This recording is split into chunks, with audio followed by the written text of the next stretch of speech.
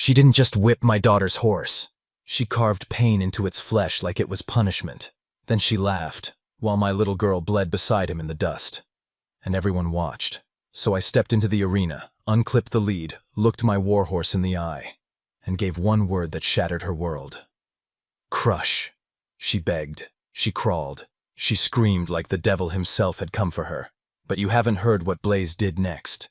What happened next didn't just destroy her pride. It erased her crown, her kingdom, and her legacy in 8 terrifying seconds. Want to know what Blaze did at second number 9? It all started one quiet Tuesday morning, the kind of morning that doesn't warn you what it's about to take.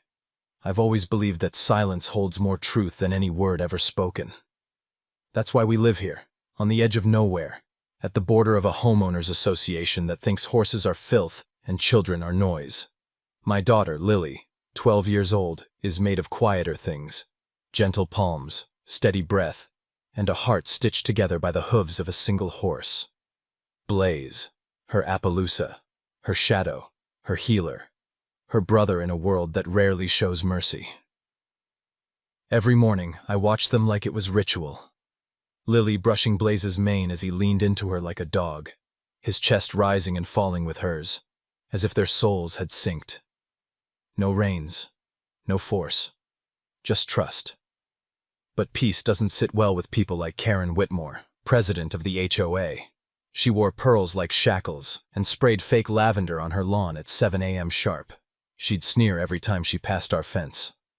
"That animal is a liability," she once spat over the hedge, her voice coated in disgust. "And that child?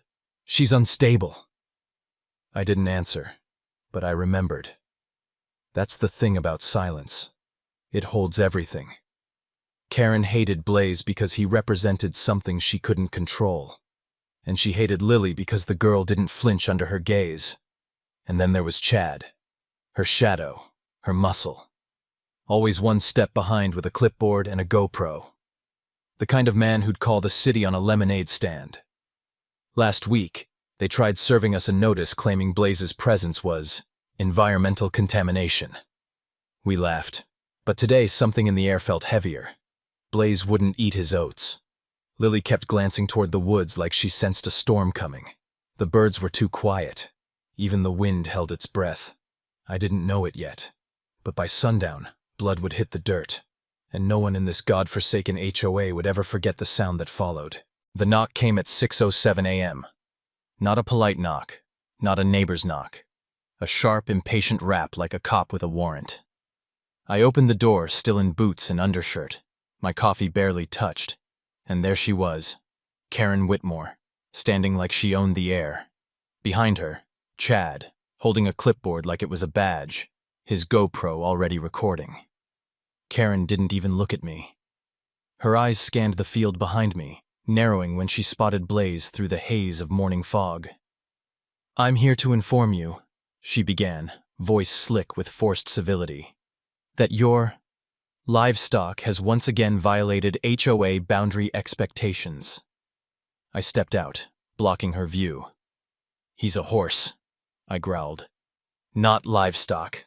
And that's not your land." Karen's smile sharpened. "Yet your animal was seen urinating near the rose beds that line the HOA walking trail. That's biohazardous, unsanitary, and frankly, unsightly." I laughed, bitter, humorless. "You're policing horse piss now?" Chad raised the clipboard like a priest holding scripture. "Page 14, subsection D of the HOA Cleanliness Clause. Shove that clause up your smug little clipboard," I snapped. Karen's expression didn't flinch. That was the thing about her. She didn't scream or curse.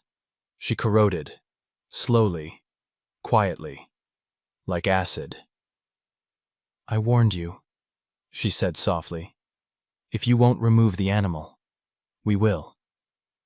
She turned on her heel, but not before letting her gaze drop to the dirt on my porch. "This entire property is deteriorating the value of this community." I stepped forward once. Just once. She paused. "You so much as touch that horse," I said, voice low, fists clenched. "And I'll tear every rule in that damn handbook into confetti." She left without another word. Chad turned the GoPro off halfway down the driveway. Coward. That afternoon, a new fence post appeared on the edge of the path. Steel. Tall. Barbed wire wrapped around it like a warning. Lily saw it first. She didn't speak. Just stared. Blaze stood next to her, head lowered, ears pinned back. He knew something was coming. So did I. We weren't just being watched. We were being hunted. And I wasn't about to let them make prey of my daughter's heart. It was too quiet. The birds hadn't sung that morning. Even the wind felt like it was holding its breath. Lily was brushing Blaze's neck near the lower paddock, the sky above a muddy gray that promised nothing good. I was fixing the latch on the west gate, eyes flicking toward the fence line every few seconds. Habit turned instinct. Then I heard it. A scream. Not Lily's voice. Blaze's. High-pitched. Guttural. Wrong. I dropped the wrench and ran. The scene froze me mid-stride. Karen was inside the paddock, wearing white slacks, heels digging into the soil, and in her hand, a black leather training whip, braided thick with a knot of weighted steel at the end. She raised it again and brought it down on Blaze's side. Crack! Blaze bucked and twisted, trapped by the tight enclosure. His hide flinched under the impact, blood starting to bead where skin had split. Stop! I roared. Karen turned slowly, as if annoyed at being interrupted. Her lips curled into a sneer. I warned you, she said, her voice cold and deliberate. If the HOA won't act, I will. I stormed forward, but Chad, filming from outside the fence like some sick director, lifted a hand. Careful, he said, grinning. This is all being recorded. You touch her, we'll own this land before winter. Karen raised the whip again. Lily was on the ground, her forehead bleeding, face white as bone, arms wrapped around her chest. Lily, I whispered, then snapped. I vaulted the fence in one motion and ripped the whip from Karen's hand, throwing it into the mud like it was poison. Blaze backed away, flanks heaving, eyes wide and wild. Karen stumbled back, heels catching in the churned-up dirt. You put a hand on my child. You beat her horse like a rabid animal. I growled, chest heaving. You just declared war. Her face twitched. He urinated on community soil. He defiled shared space. I was exercising my right to enforce. You don't have rights here, I snapped. You have delusions. And after today, you have consequences. Chad kept filming. Karen adjusted her hair with a trembling hand, trying to regain that mask of superiority.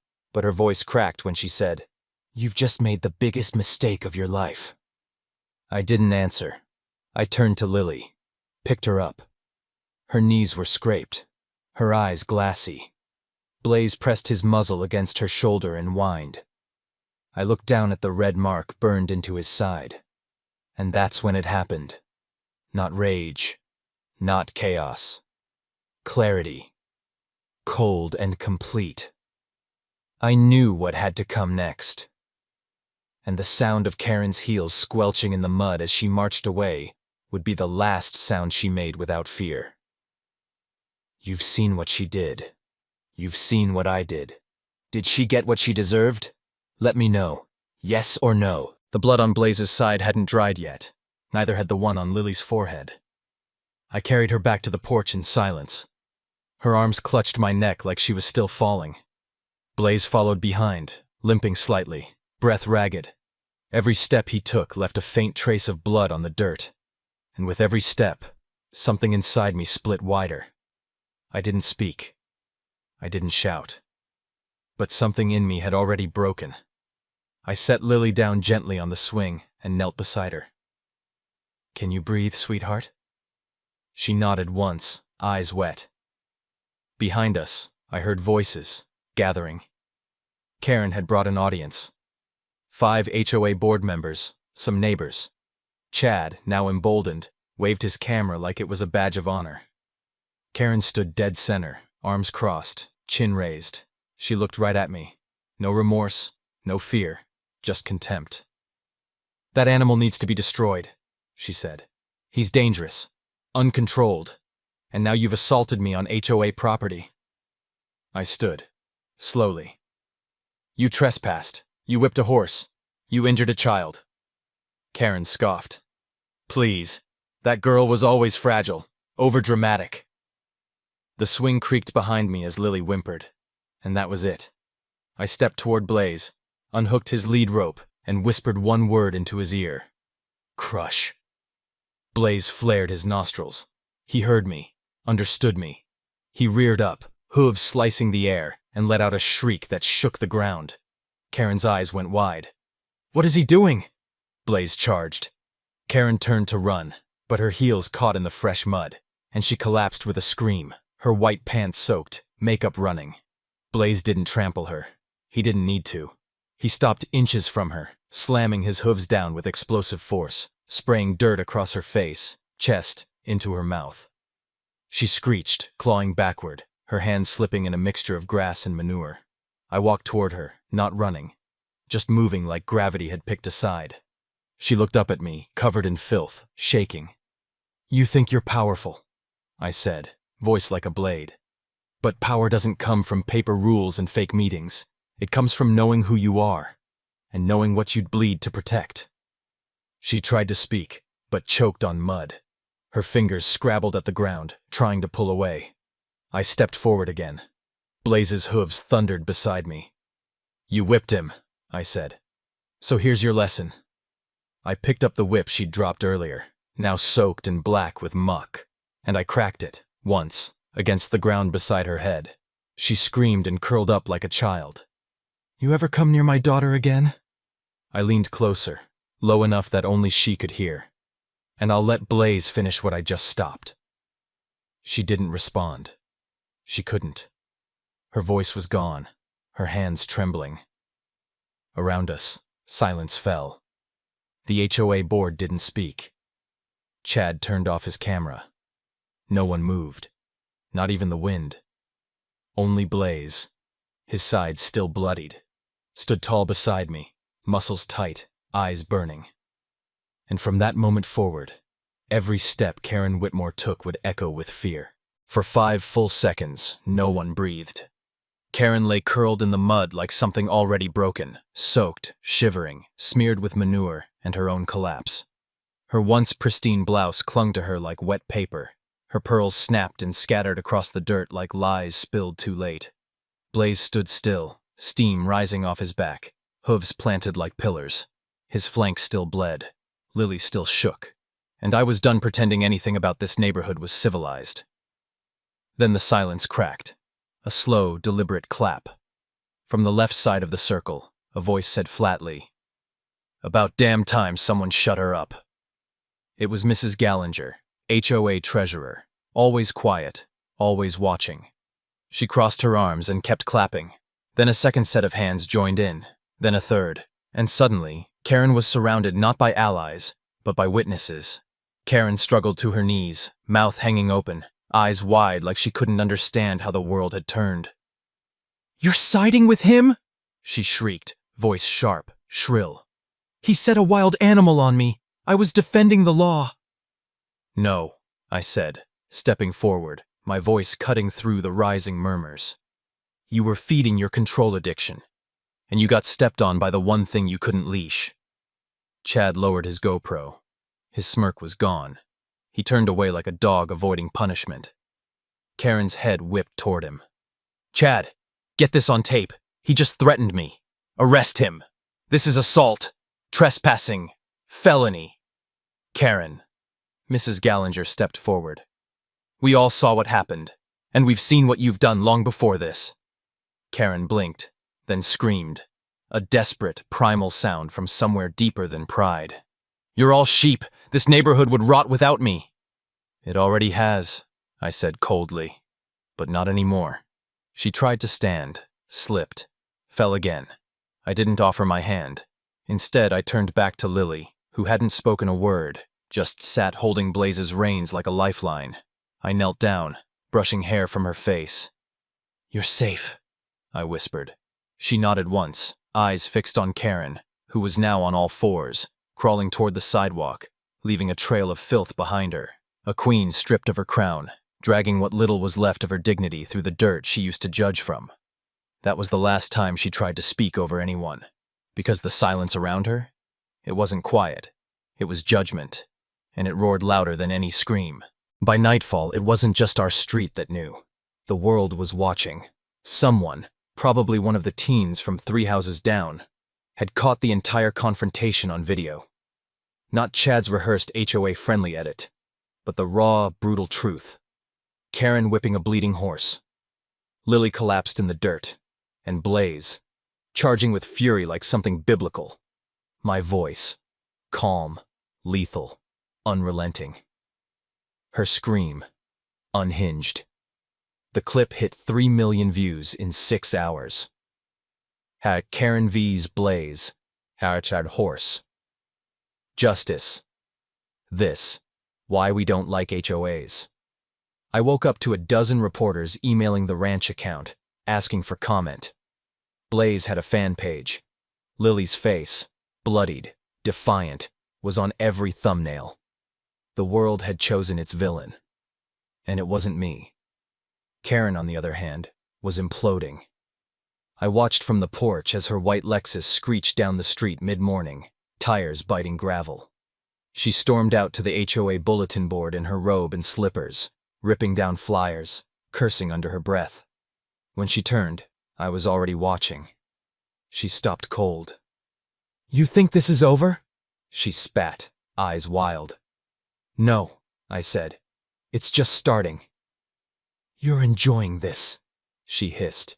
"You're loving the attention, the sympathy. Like you didn't sick a damn beast on me, like you're some misunderstood hero."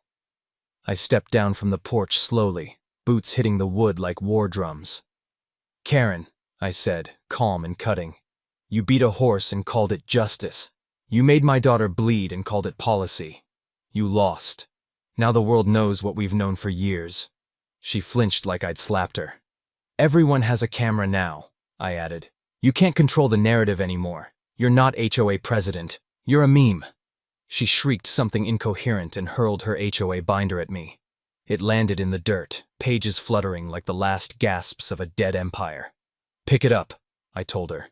She didn't. She ran. Not back home. Out.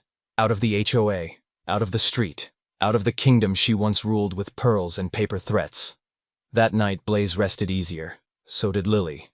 And I realized, sometimes you don't need to fight a war. Sometimes you just need to show people who the monster really is, and let them tear her down for you. They say courtrooms are neutral ground, that justice is blind. But when Karen Whitmore was wheeled into the courtroom, arm in a sling, sunglasses covering bruises that no one touched but karma, justice looked wide awake and pissed off.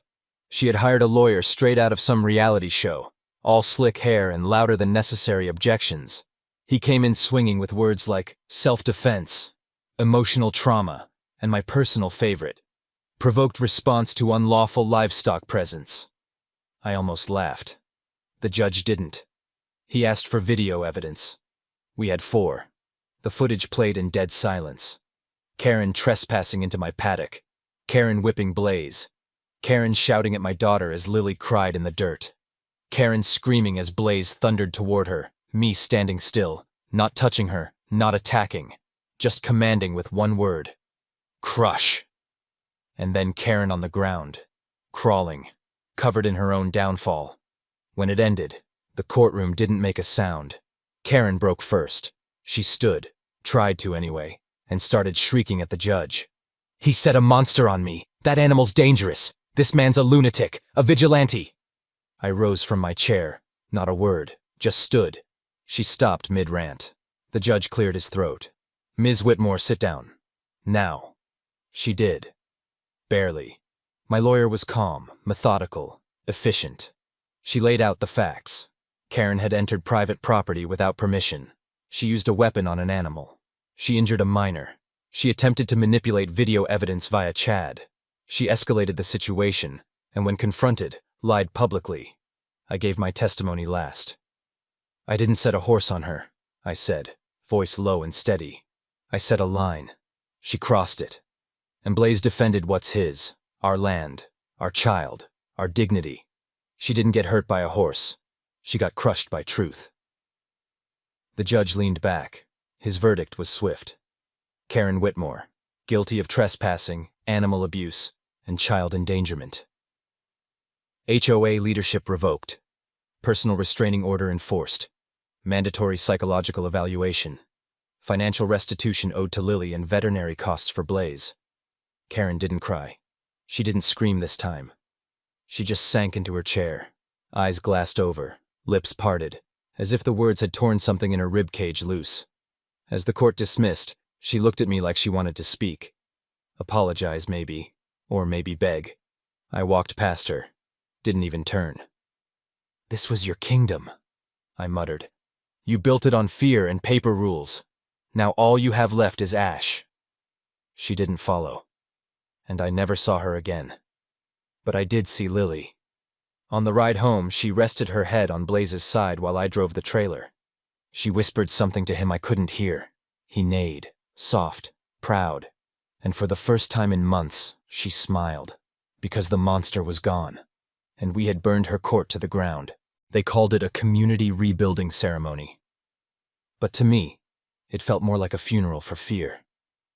The HOA board had been dissolved, Karen's name scrubbed from every document, every plaque, every brittle page of policy she once wielded like a sword.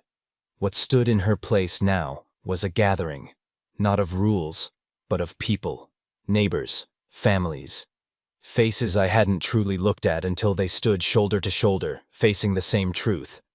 We'd all let it happen. They'd let her reign because it was easier than confronting her, easier to comply than resist. But Blaze changed that. Lily changed that.